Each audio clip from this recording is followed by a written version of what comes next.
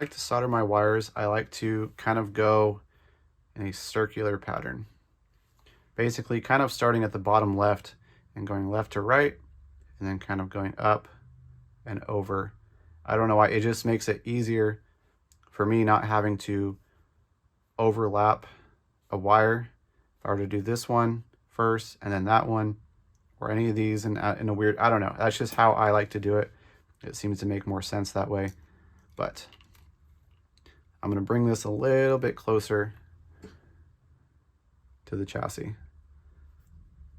And I can actually go ahead and start pushing some of these wires through so they're out of the way. If my fat little fingers can accomplish that. Sure. There's one.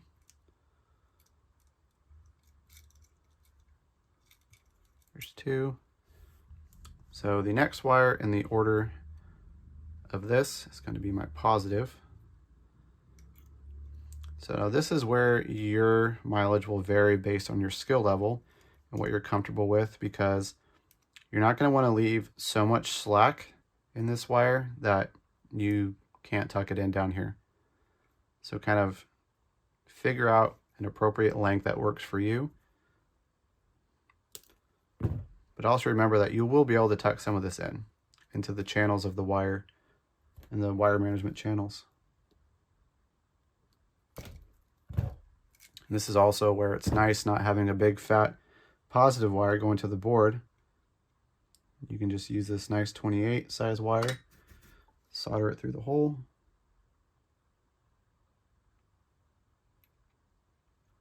Don't gotta worry about it too much. And that is good to go. All right, now going down the line here, the white 22 is gonna be for your board negative. Cut it right about there.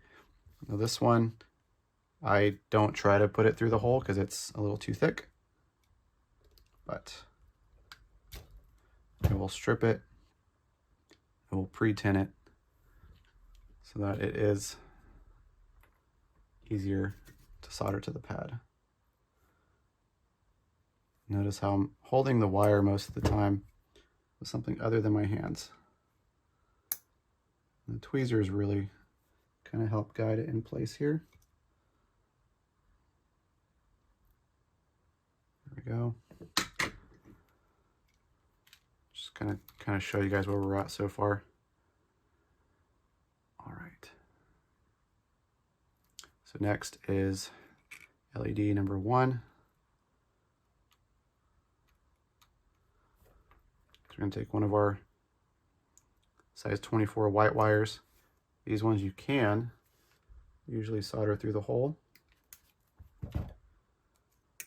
I'm actually going to angle this a little bit better. Let's see if I can get that.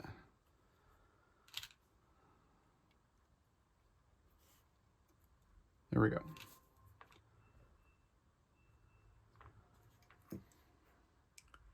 Okay, so let's go ahead and go to solder this through.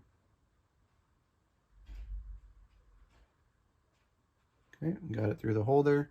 All right. Now, oh, I forgot to cut one wire. So now we're going to, you do need an extra wire here, size 30. We're going to use white. It's going to be your main primary wire. Let's go ahead and grip that. Strip it off. Let's do a little bit more.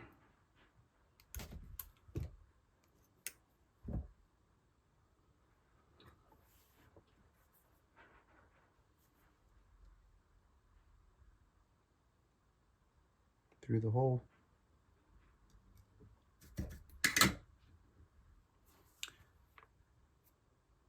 One more for the LED 2 wiring. We're going to use this 24 white again, the second one.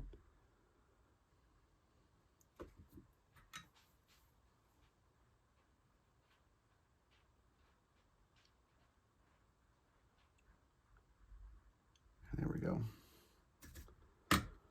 go ahead and put some of these wires through to the other side, get them out of the way.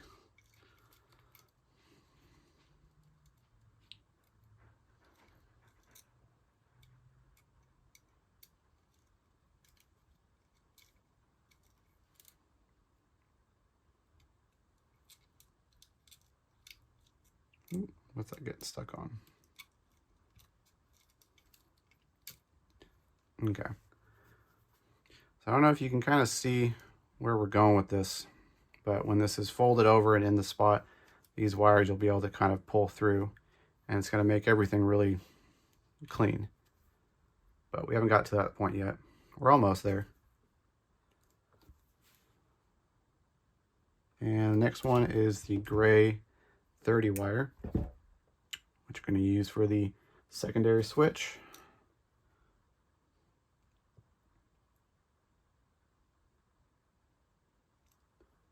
Through the hole. Okay, now actually we're going to take this down just a little bit, push this wire through, and then we'll do the speaker wires last.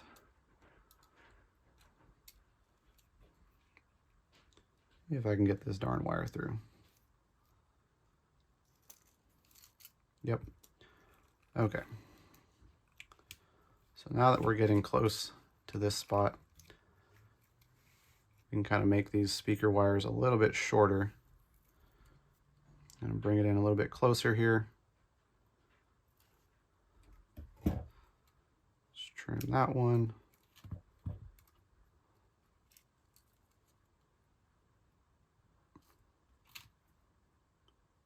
Trim that one.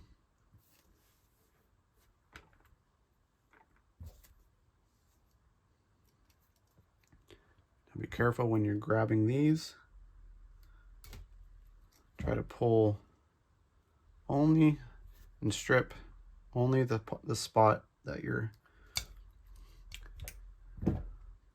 not gripping.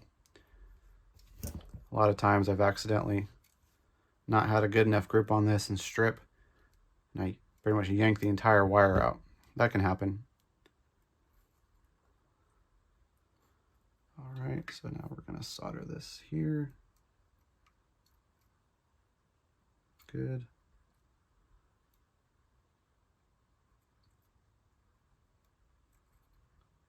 Good. Okay, so it should kind of look something like this, or maybe even a little bit better than that. So we're going to go ahead and push this into place. Now there is a channel down here that this will slide into, just like that. You can see there is not any jumbled mess down here. We're going to solder this on here in just a second. Just don't really need to get to it right away. But you can see all these wires can be, once they're soldered, you'll be able to kind of tuck these in here. But I just wanted to show you guys why this one works. This install really works well by doing the board sort of prior to this part right here. But next we are going to, let me just flip one little wire around here. I'll take that out, swap that here, and we pass that through. There we go. Okay. So we're going to solder this wire. This is your battery negative. We're going to solder it to the battery spring contact.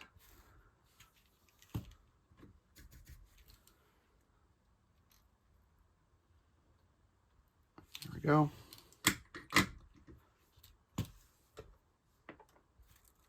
Let's grab this wire.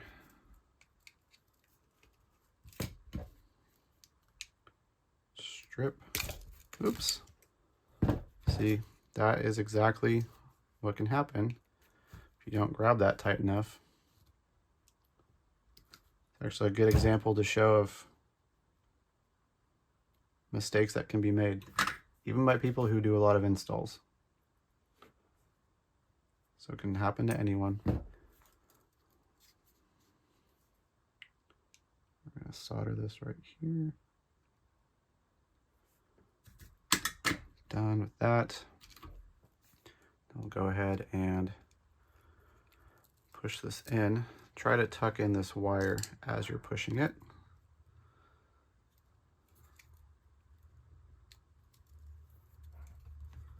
You can even use your tweezers here. Kind of push it in that direction.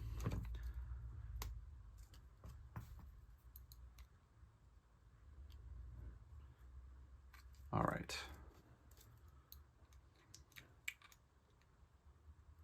All right, now since we're at a good testing spot here, let's go ahead and test this with the battery. So if this is wired correctly, which it should be, depending on if I have the kill switch in the correct position or not, should boot up, should be able to test it.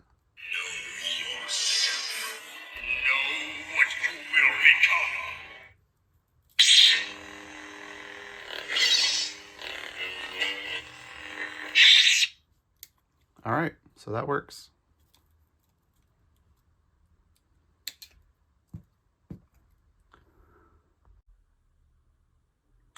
All right, now that we've gotten just about most of the wiring done, we're gonna focus just on this last part here, which is all that's left, which is trimming these wires and soldering them to the Rotary Chassis PCB.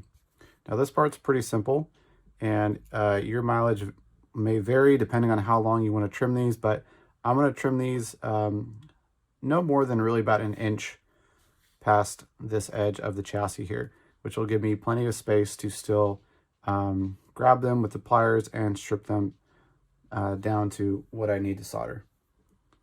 So I'm just going to go one by one. Just trim all these down here.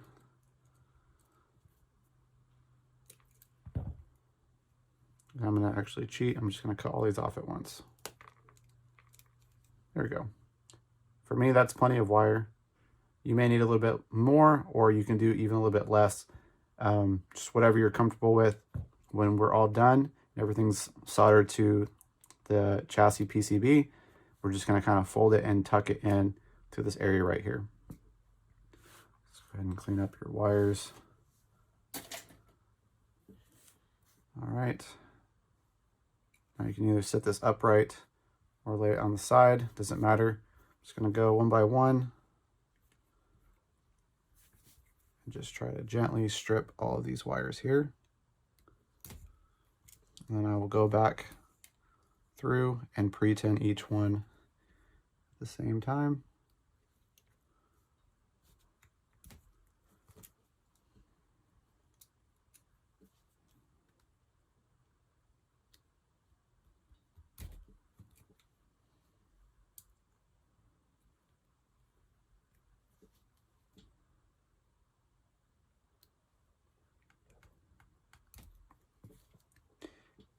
It's also a good idea to refresh your memory if you're newer to installing on what wire is for what. And for this build, remember that there are 2 switches, a common ground. There are 2 Neopixel negatives. There's 1 Neopixel positive and 1 data line, for a total of 6 wires. Okay, so now that these are all stripped, I'm just going to go back with my flux on each one. Just makes the soldering process a lot better. Flux is definitely your friend.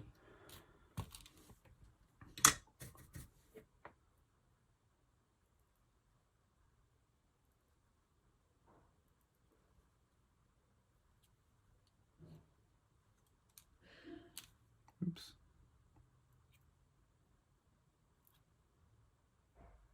There we go. Okay. Now we're going to grab our Rotary Chassis PCB. Kind of bring it nice and low down here.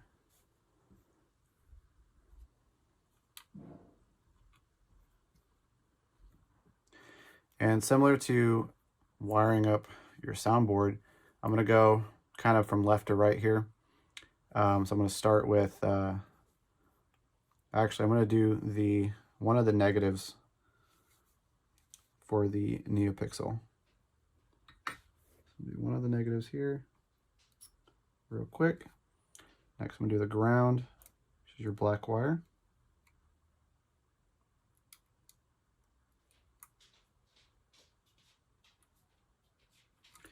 Next is the B1, which is going to be your main switch.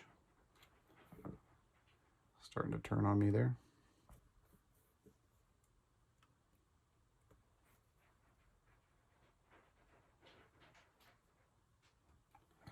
Next we'll do the data line.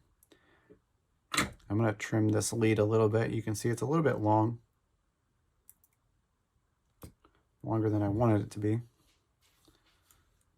So I want it to be about the length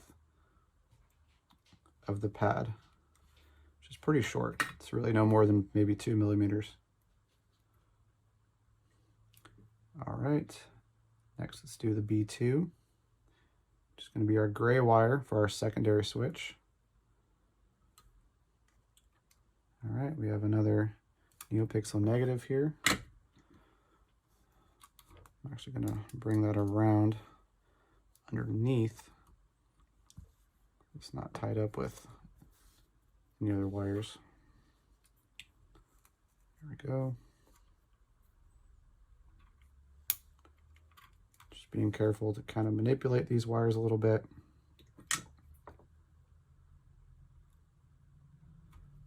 Okay, and then last but not least, the positive wire.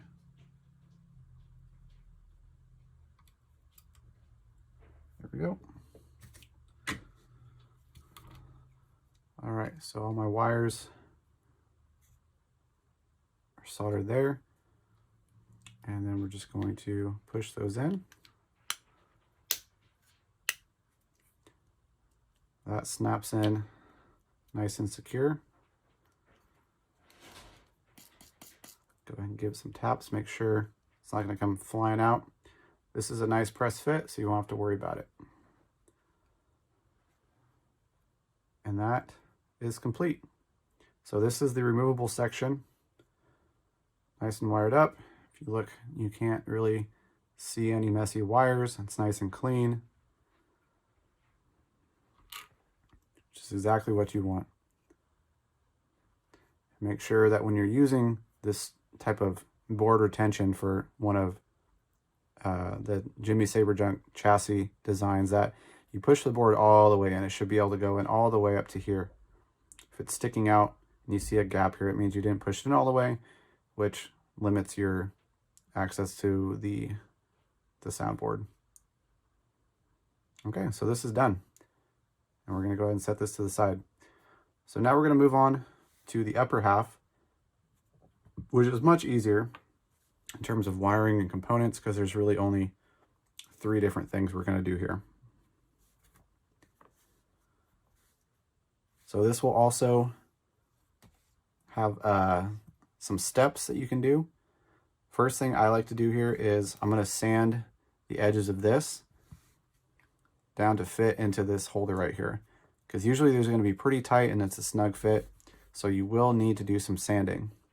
So you can use either some sandpaper, or I like to use kind of a sanding brick, and mine is 60, and this is, you know, it's been used quite a bit, so it's not going to completely eat away at it, but yeah, anywhere from 60 to 100 I would say is a good grit for doing some light sanding. So we're going to go ahead and take care of that before we do anything else.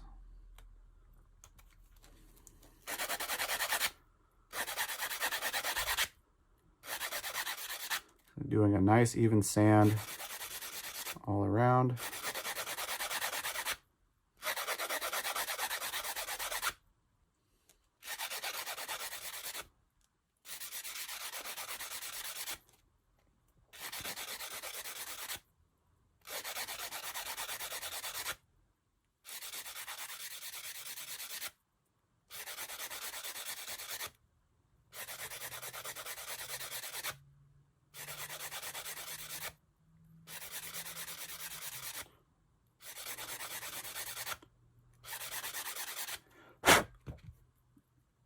Now I am taking off quite a bit here just because I know that this holder right here is a little bit tight. I'm not going to press it in all the way just until I'm ready to do so. But I know that when I am ready, so that is a little bit still too tight. I'm going to sand it down just a little bit more. I'm going to pop that back out. Back to sanding.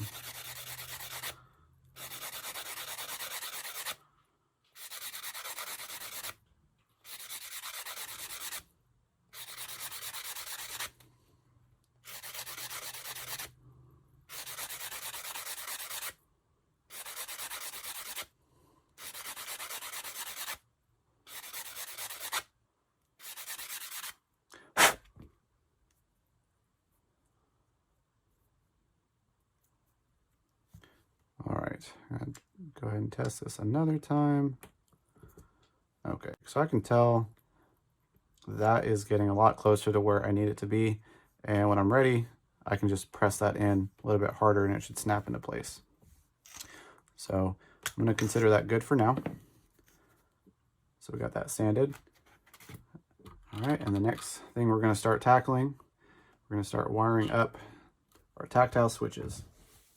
Now, wiring up a tactile switch is one of the easiest things that you can wire up, but they can be a little confusing if you're not familiar with how a tactile switch works. So on most tactile switches, you'll have 4 legs, 2 on each side. Now, how these are traced together is on the left side, 1 and 2. If this is number 1 and that is number 2, on the opposite side, we'll also call this 1 and 2. Number 1 is connected to number 1 on this side, and 2 is connected to number 2 on that side. Internally, you can see this little line right here. We'll call it a trace, and these are internally connected. So that if you were to wire this up, you need to wire 1 wire to number 1 and 1 wire to number 2. So your switch wire and your ground. You can do either or. This one can be your ground, or this one can be your ground. If you choose this as your ground, this needs to be your switch. Now you can also use the other end. If you want to use this wire or this leg for a wire, you need to use this leg for your ground. Or if you want to use this leg for your ground, this leg for your switch wire, and the same vice versa. So notice you don't want to go 1 wire here and 1 wire here because they're internally already connected, so it's not going to do anything. So remember, you can wire 1 here and 1 here, or you can go here and here, or here and here, but not directly across. So to make this really easy, I'm just going to wire the 2 on the same side. And you can use that concept for pretty much any other tactile switch that has those 4 legs. They'll all pretty much be the same. So I'm going to pre-tin these.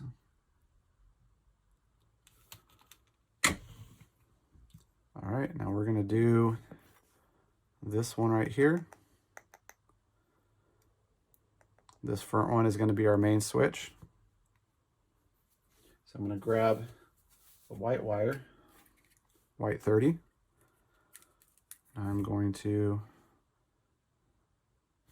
measure out some wire. That is a little extra long.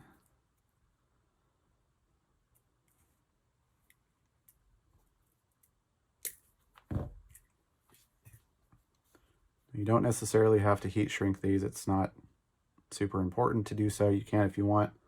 But for these, I'm not going to heat shrink both legs.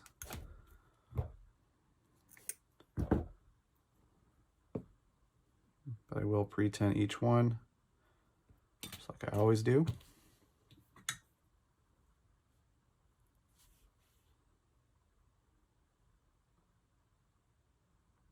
Okay. Notice how quick that is. It's just a quick little kiss of the soldering tip. Oop, forgot to strip that one.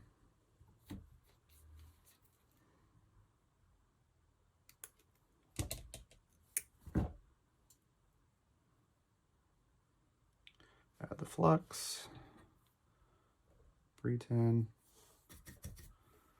Okay.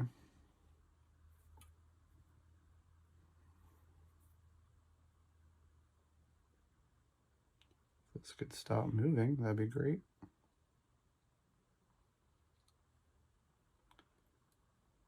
All right.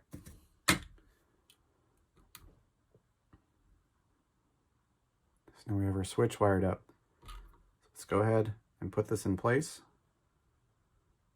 Let's get your 2 wires. So for this particular chassis, it's hard to see, but there's 4 holes to line up with the 4 legs. I'm going to put them through this top set of holes here so that the wire will kind of naturally curve in and out the bottom. See how it goes like that. And then before I get to that point, also it's a good idea to put some glue on the bottom of that switch so when you press it down, it'll stay in place. It's already a pretty snug fit, but just to keep things a little extra secure, I'm gonna add a little bit of glue on the bottom here.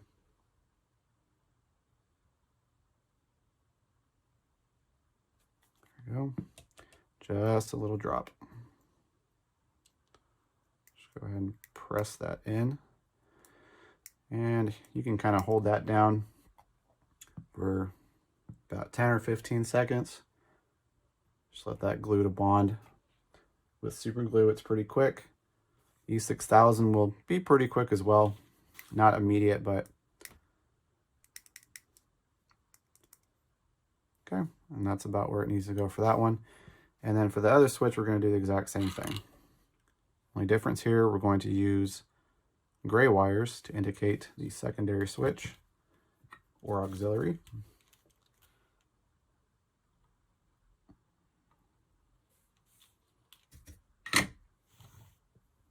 Now, one thing you can do if, not on this particular build, but if you know you're going to use these 2 legs right here, if you want, you can cut off these legs. Trimming these off will not affect the switch in any way. Sometimes actually you should trim them off in case they're designed in that way, but in this scenario, they don't need to be trimmed off because they will actually help the switch sit in place better because they already have holes for them.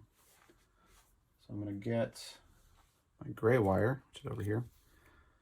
Let's get a little bit of wire.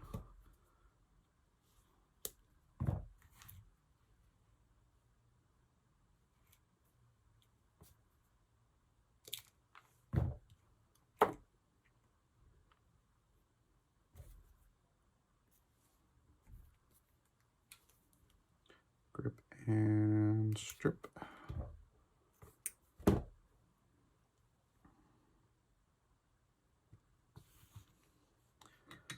Flux and tin.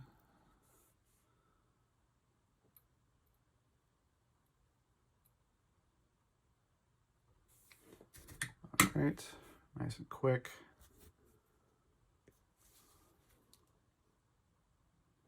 Grip and strip.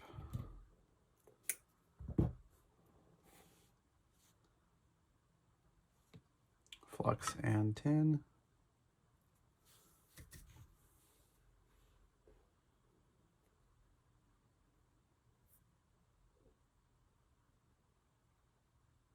There we go.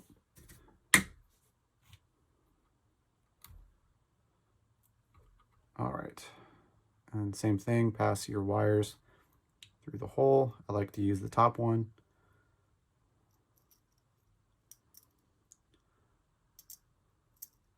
Oop. Come on, stubby fingers. There we go. Let's add a little bit of super glue into the bottom of this switch.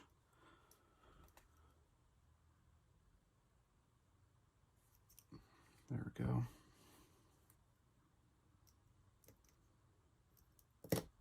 There we go. That presses pretty nice in place. And I'm not even going to need to hold that one down because that one's pretty snug already. All right, and you should still have both buttons clicky with that tactileness that they should have. If you don't hear that sound and they're not doing that, then I would replace your switch. They should definitely have a clicking sound. Okay, now next on our to-do list, we're going to solder our wires to the Neopixel hiltside connector. Now, general rules for Neopixel wiring, as far as number of wires and gauges, there's multiple ways that you can go about it. So the minimum requirement for one wire is a size 22. Now, because we only need to connect to one of these pads here, you don't have to use every single pad on this, because, set this down for a sec. Your positives, example, 2 positive pads, and the pins that are associated with them, they're all internally connected. So if you connect to one, you're connecting to all of them. So let's make this as easy as possible. Use as little wire as possible. Let's use a single 22 wire. If you want to use 2 wires and you want to solder to both of these pads,